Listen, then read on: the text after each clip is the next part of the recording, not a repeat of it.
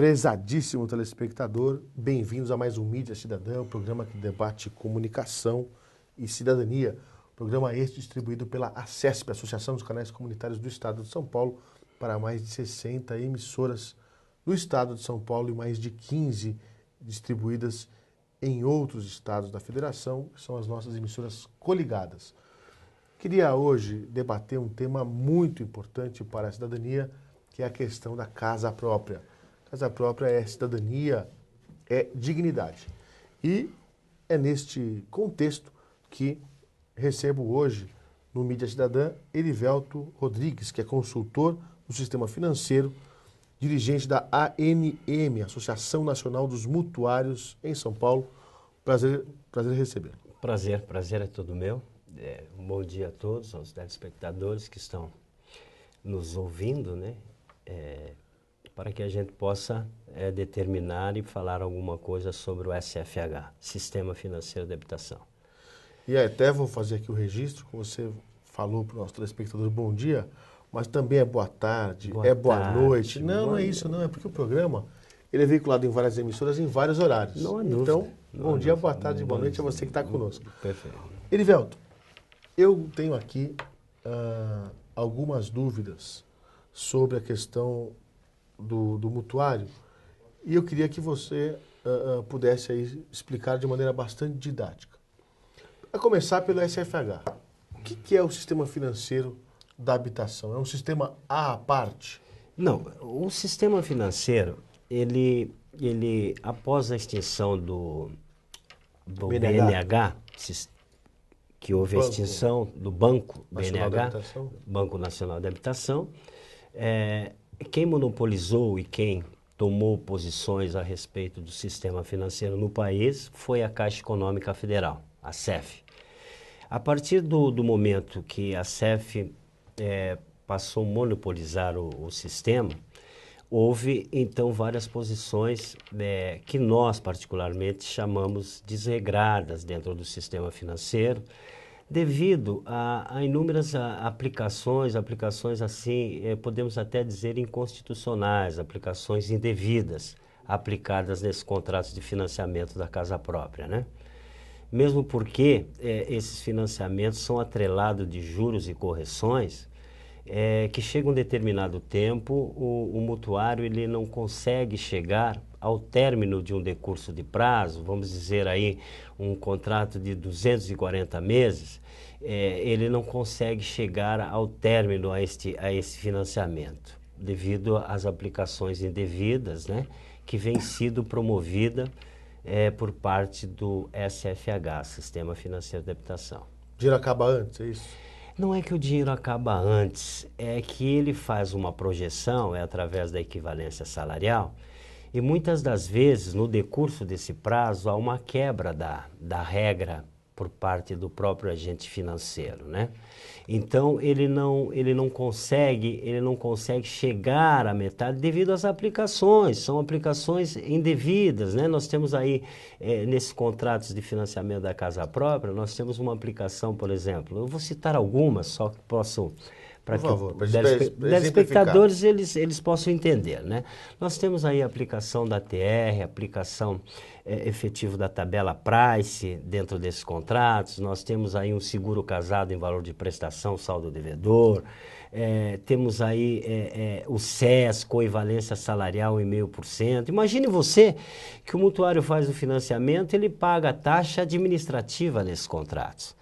Administrado o quê? Não existe o que administrar. A partir do momento que ele faz o financiamento... O spread já é a taxa de administração? Claro, sem dúvida alguma. Ou seja, a diferença que ele paga entre aquilo que ele contratou e aquilo que ele vai pagar é o lucro do banco, o lucro do agente financeiro, do sistema. Do sistema, né?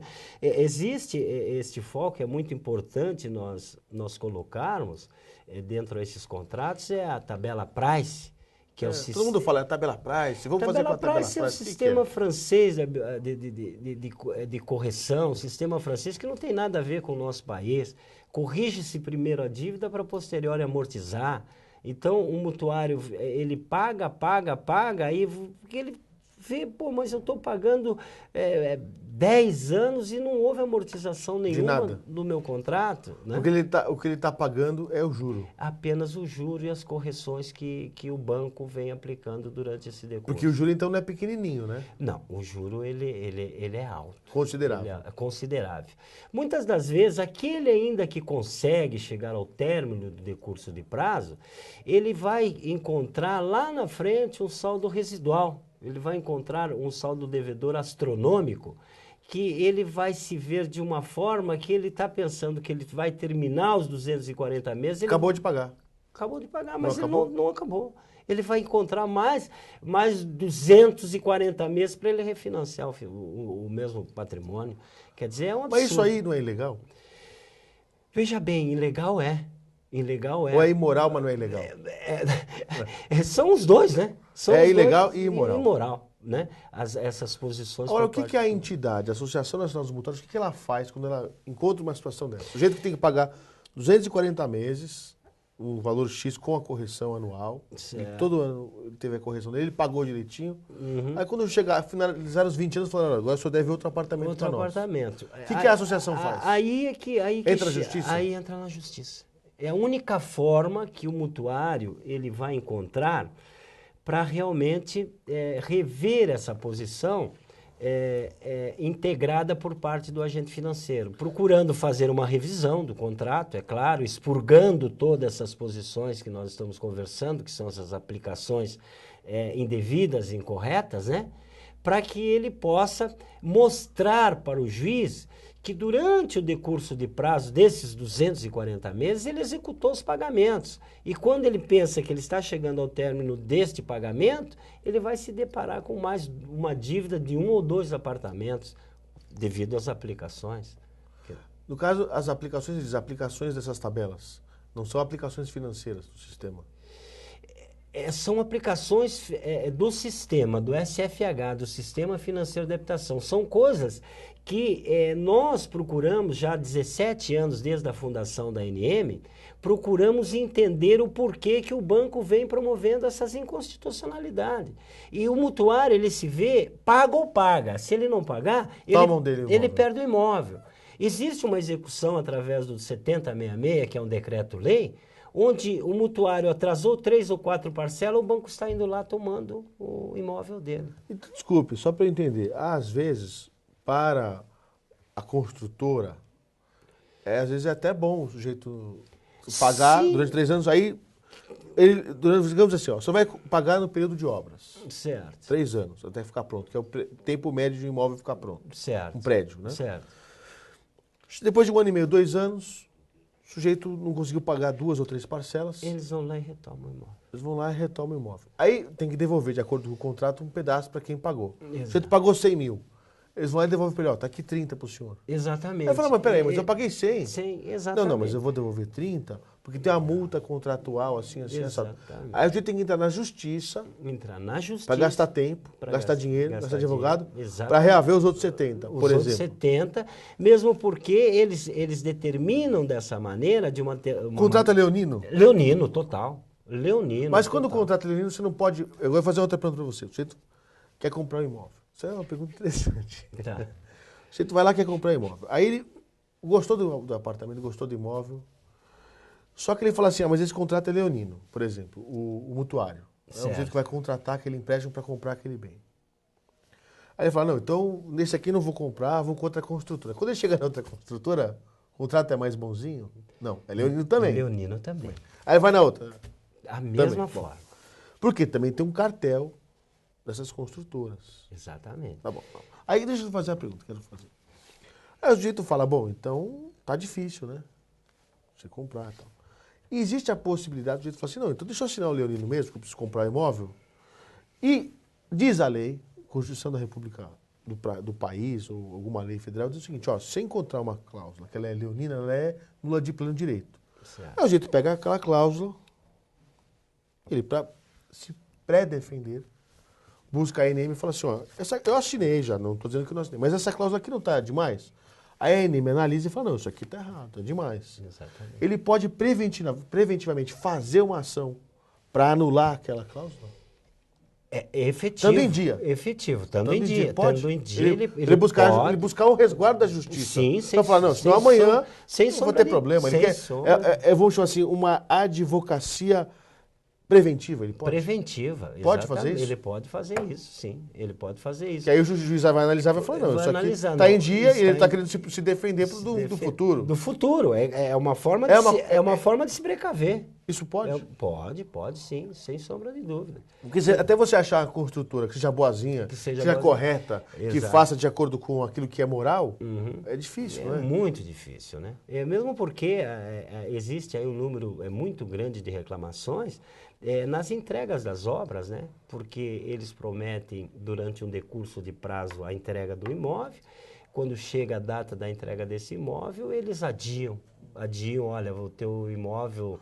Ou não tem o habite também, né? Já vi isso acontecer. Exatamente. Geralmente... Um amigo meu muito próximo, o sujeito foi lá, imóvel maravilhoso na planta, falou, puxa, tem um bosque maravilhoso. Exato. Aí, por conta do bosque maravilhoso, o Ministério Público fala, não pode construir aí. Não pode, ou às vezes uma quadra... O zoneamento não permite. Uma quadra que atrasou, que ficou fora da posição. Existem várias posições assim arbitrárias. E realmente, geralmente existe... Eu posso dizer por unanimidade nesses contratos de financiamento das construtoras. Um atraso muito grande. Isso sem sombra de dúvida. Um atraso que muitas das vezes o mutuário... Mas aí eu vou fazer uma pergunta para o senhor. O sujeito é mutuário. Ele atrasou 3 prestações, tomam de volta. E vendem para outro, igual, pelo mesmo preço ou maior já. Vamos dizer assim, não só com a correção, mas com a valorização. Então, 2 anos depois, ele além de corrigir pelo INCC... aquele imóvel teve também um ganho, ainda mais nesse período de punho imobiliário. Certo. Aí ele toma aquele imóvel, não paga nada para a pessoa, paga um pouquinho e vai vender para o segundo ou para o terceiro. Ele refinancia, para ele é um alto negócio. Ele é um bom negócio. Bom negócio, porque tem imóvel aí que é refinanciado 1, 2, 3, 4, quantas vezes necessário for. Né? Vai tirando o sujeito de lá e vai colocando outro. Vai colocando outro. E essa posição de retomada é uma posição extra-administrativa através de um decreto-lei, que é pelo 7066. Nós temos a lei que rege o sistema financeiro de habitação, que é a Lei 4.380, que foi assinada em 64. Essa lei, ela dita regras, ela posiciona regras no sistema. Mas muitas das vezes os agentes financeiros, eu quero generalizar, eles tomam posições arbitrárias. Aquela que eu lhe falei anteriormente, posições de retomada extra-administrativa.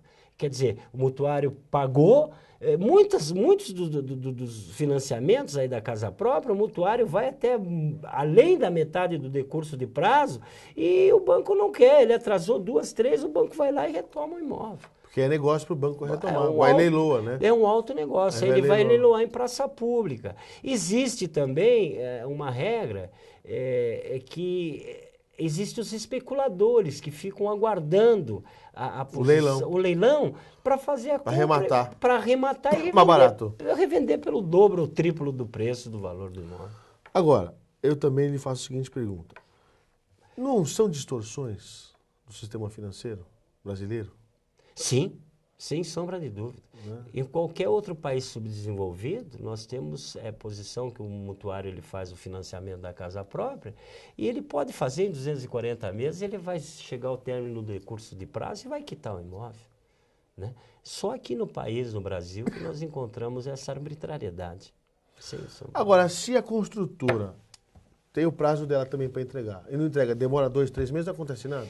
Você tem que entrar com uma ação judicial. Mas o que pode acontecer com a construtora se ela não entregar? Se ela atrasar 2, 3 meses, o que pode acontecer? Que para o mutuário, se ele não pagar 2, 3 meses, ele perde tudo praticamente. Ele perde tudo, mas a verdade é que já há essa posição por parte das construtoras, o atraso das obras.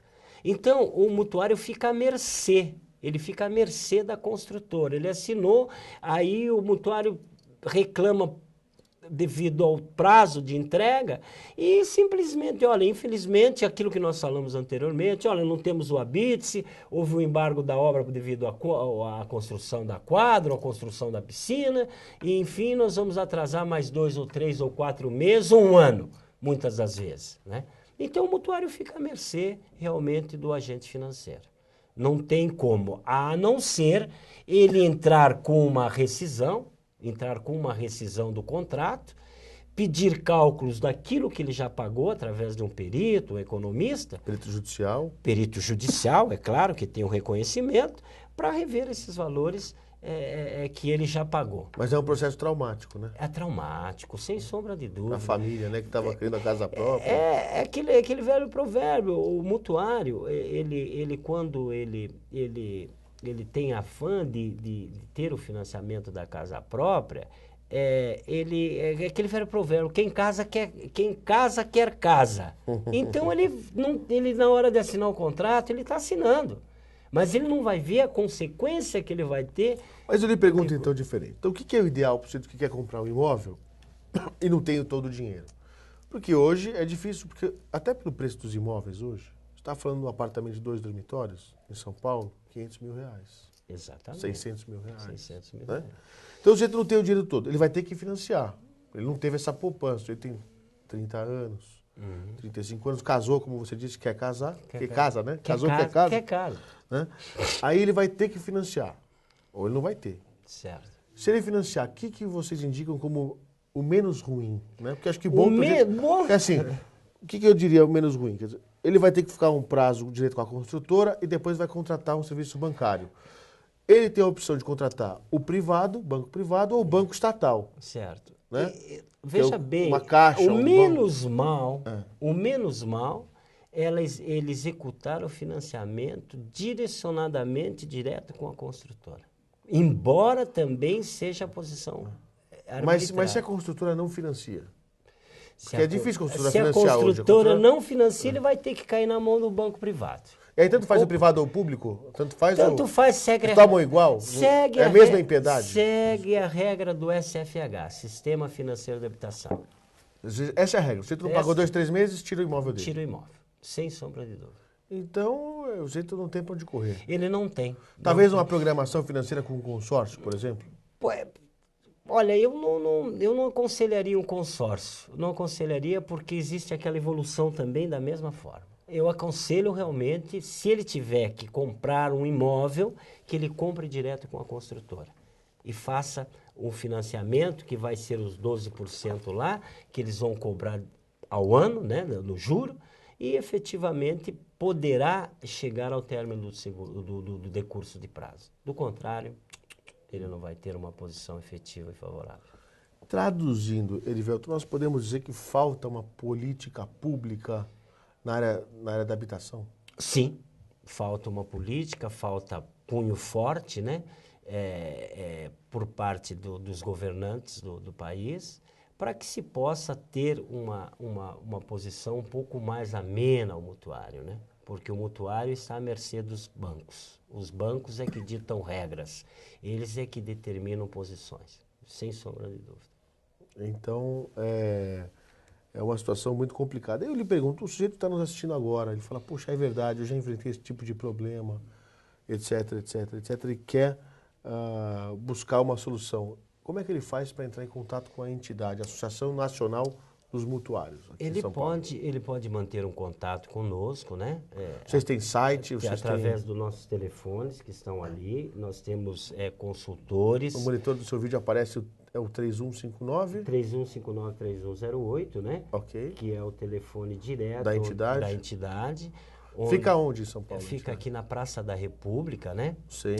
Bem no centro da cidade, ali no edifício Atlanta, no número 146, no primeiro andar, né? Nós estamos há 17 anos já militando no sistema financeiro, quer dizer, temos um know-how, temos todo um conhecimento de base sobre esses contratos de financiamento da casa própria. O mutuário pode nos procurar, nós temos advogados especializados, uma equipe jurídica, né, que tem todo o entendimento nesse sentido, em buscar o melhor que há para o mutuário, para que ele possa dar o seguimento efetivamente nesse financiamento. Ok. Erivelto, e mais uma questão que eu lhe faria aí, em relação a esse universo das pessoas que, enfim, querem comprar um imóvel e que, quando você fala, bom, elas vão cair no sistema financeiro, vai ser um problema, né? Quer dizer, sob o ponto de vista de juros. Certo. Existe, assim, dos vários contratos que vocês já analisaram, tem coisa que você fala, esse aqui realmente esqueça porque Todos são ruins, mas esse é pior. Esse é pior. Deve ter isso também, não tem? Temos agora aí um contrato. Por exemplo, tem o contrato das cláusulas, das parcelas decrescentes. Decrescente. Já viu isso? Já vi. Esse é melhor? Esse é o melhor contrato. É o que existe agora de viável para o mutuário, né? Ele sai pagando alto? Ele sai pagando alto, Depois ele vai diminuir bem após a metade do decurso de prazo. Se você contratou por 20 anos, depois do 10º ano. Depois do 10º ano, ele começa a decrescer para chegar lá no final e zerar. Mas se o valor é fixo, ele já não vai caindo, porque ele só ele não tem reajuste, já caiu. Não, mas é que, na verdade... Não reajusta, né? É uma evolução, né? É uma evolução. Eu digo o seguinte, você está pagando 5 mil por mês. Certo. Começou. Daqui 10 anos ele vai pagar 2,5, exemplo. Né? Só de um ano para o outro ele pagar 5, e no ano que vem ele não tem que pagar 5,5, continuar pagando 5 já é uma melhora. Aí no outro ano, ao invés de ele ter que pagar 6, continuar pagando 5. Quer dizer, ele ganha porque ele já está pagando juros antes, ele está antecipando os juros. Não é que ele não está pagando. Não, ele está pagando na normalidade. Mas eu digo, para ele se enrolar menos. Vai se enrolar menos. É isso? É isso mesmo. Você está respondendo para o público a realidade dos fatos. É isso aí mesmo. Sem sombra de dúvida. Entendi. Ok, olha aí, Velton, é uma tristeza. É uma tristeza, mas infelizmente... Eu vou falar, poxa vida... Nós vivemos o sistema financeiro... É alegria recebê-lo, mas é uma tristeza o sistema. O sistema financeiro é um caos no país. Não tem como o mutuário fugir dessa regra do SFH. Ele só tem uma forma, através da via judiciária. A partir isso quer dizer, o que os tribunais reconhecem diante disso? Eles falam assim, ó, o senhor contratou um imóvel, vai comprar ele por 500 mil. O senhor tem que pagar 500 mil, a justiça fala isso? Veja bem, existem posições e posições por parte do judiciário. Existem juízes que têm um entendimento, que diz que a tabela price não é permitido que se aplique no sistema. A TR com poupança não é que se aplique no sistema. Quer dizer, cada cabeça é uma sentença. Então, todo este andamento, as empresas recorrem também, né? Recorrem. Aí você vai para o tribunal. Vai para o tribunal, vai lá para cima, para vai até o Supremo Tribunal. É uma decisão do quê? De 5 anos, 10 anos na justiça? Aproximadamente, mas tem casos hoje, eu posso falar hoje, né? Vamos lá. Temos casos que em curto espaço de tempo, em torno do máximo de um ano e pouco, nós já estamos tendo audiências de conciliação. Audiências de conciliação. Tem uma prévia. Porque também a empresa também fala, bom, já que vai esfaquear, esfaqueia um pouco menos e recebe alguma coisa. Porque para o banco não é viável existir esses processos judiciais, né? Para o banco não é viável. Não é bom. Não é bom para eles, né? Então, a partir do momento que entra-se com um processo judicial, é mais um processo que vai ficar em andamento. E na verdade, o banco vai ficar parado porque ele não vai poder tomar as posições efetivas. Embora ele entre arbitrariamente com a execução, porque ele diz que o mutuário está devendo. Você entendeu? E aí é onde o mutuário se vê pressionado. Então ele tem que estar com a prestação dele em dia e entrando com a justiça. Com a justiça, exatamente. Muitas das vezes, quando o mutuário vem ao nosso encontro, ele já não está em dia. Ele já não está em dia, ele já está perdido. Ele vai junto ao banco e o banco não lhe dá alternativa nenhuma. O banco simplesmente fala, paga ou paga. Né? Ele deve lá 10, 12, 15 mil reais. O banco não dá posições para ele que ele possa fazer uma divisão nesses 15 mil que ele está em atraso. Parcela esses 15 e depois vai pagando para frente? Não, o banco simplesmente fala, não, você vai colocar em dia para que você possa reassumir as suas prestações. Do contrário, nós vamos retomar o imóvel. É brincadeira, mas é a realidade. Brasil. Tristeza, hein? Bom, senhores parlamentares que assistem ao nosso programa, deputados federais que estão acompanhando esse programa, podem aí pensar em algo para aperfeiçoar o sistema financeiro de habitação, SFH, aí ouvindo inclusive a Associação Nacional dos Mutuários e ouvindo aqueles que passam por esses problemas e querem honrar os seus compromissos, são pessoas corretas, honestas, dignas e querem ter o seu imóvel. Perfeito. Sem sombra de dúvida, nós estamos de portas abertas, né? Para aquele mutuário que tiver um problema da casa própria, tanto faz do SFH como de construtoras, pode manter o contato pelo nosso telefone que está ali. Nós temos volto a frisar, pessoas especializadas no sistema para esclarecer em todos os pontos de vista que o mutuário necessitar. Ok. Erivelto, muitíssimo obrigado pelas suas palavras. Obrigado. Uma alegria recebê-lo aqui no nosso Mídia Cidadã. Obrigado pela sua gentileza. Obrigado. Um abraço. E eu, na sequência, quero convidar você, telespectador, a acompanhar a programação da emissora pública que distribui este nosso sinal, esta nossa programação. Um abração a todos, até mais. Tchau, tchau.